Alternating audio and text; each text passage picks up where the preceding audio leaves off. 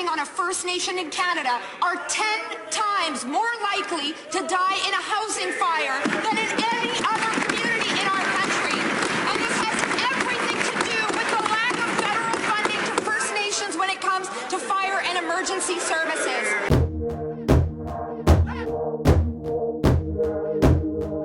The Six Nations of the Grand River Territory is a vibrant and unique Haudenosaunee community located in the middle of southern Ontario's Golden Horseshoe.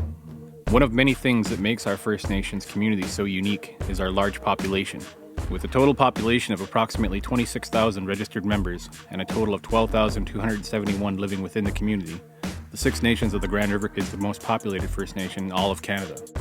However, being the largest First Nations in Canada also means that we have the busiest First Nations fire service in Canada. Statistics provided by Aboriginal Affairs and Northern Development Canada state that fire losses, deaths, injuries, and destruction of property in First Nations communities far exceed those in comparable off-reserve communities.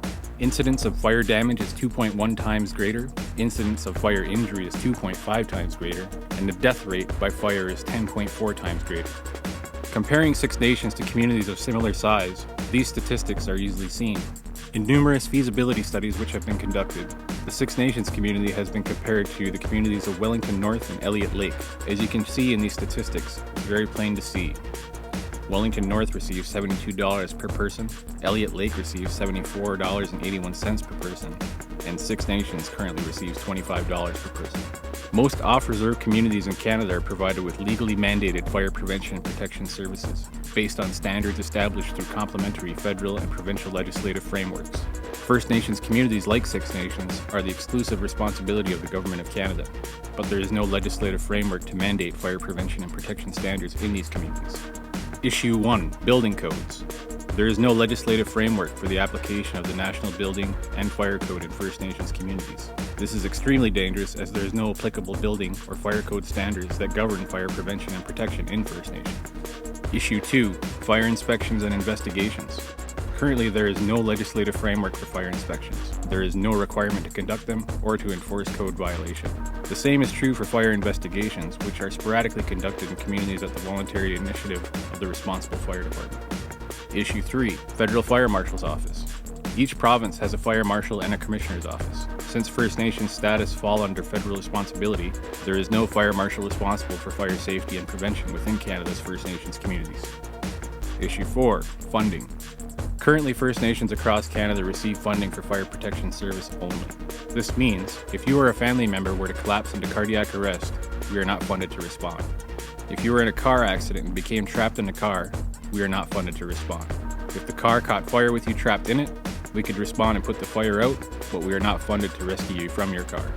The current antiquated funding for First Nations can be easily explained. If your First Nations has a population less than 2,000 people, you receive $20 per person.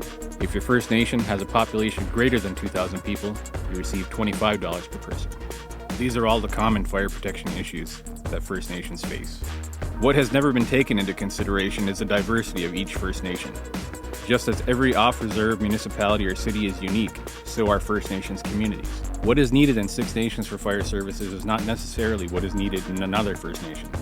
The needs of the Six Nations Fire Service are unique and can be directly correlated to our population size of approximately 13,000 people, our geographical size, which is 180 square kilometers, our housing, which is approximately 2,674 homes, our schools, we protect 5 schools and 3 private schools, our business sector, approximately 300 businesses exist within the Six Nations community, as well as multiple plazas. Our recreation centers, 2 arenas, horse barns, sports fields, ball diamonds, gyms.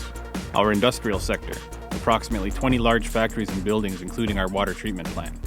This isn't to mention our nursing home, our elders complex, youth and elders center, employment center, treatment centers, daycares, youth lodge, architecture firms, speedway, greenhouse, motels, laundromats, gas stations, banks, birthing center, pharmacy, community hall, public library, bingo. The list is endless. Another unique issue to Six Nations is our call volume. In 2014, Six Nations Fire responded to approximately 700 emergency calls for service, which is twice that of any off-reserve community of comparable size. This is a direct result of the common fire protection issues found in many First Nations across Canada, but compounded by the unique size, circumstance, and situation of the Six Nations community. The Six Nations Fire Service faces unique challenges on a regular basis, but with the support of the Six Nations elected council, we have been able to effectively face those challenges. We are constantly pushed to our limits, but continue to provide emergency fire service to the Six Nations community to the best of our ability. Six Nations fire protection is severely underfunded due to the antiquated and broken funding formula. Inadequate funding leads to inadequate training, inadequate infrastructure, and extremely overworked personnel. These are the circumstances that we face on a daily basis, and the potential for incidents of serious injury or death is only a matter of time. Outsourcing Six Nations fire protection services to a neighboring municipality will only mean longer response times at a cost of nearly 3 times the cost to simply fund the Six Nations Fire Department at adequate levels. The whole situation is troubling. The most shameful part is that we're asking our volunteer firefighters to risk their lives to protect our community while compensating them with a small honorarium which is equivalent to that of which the staff at the bingo hall receive. Why are lives in First Nations worth so much less than the lives of those who live off reserve?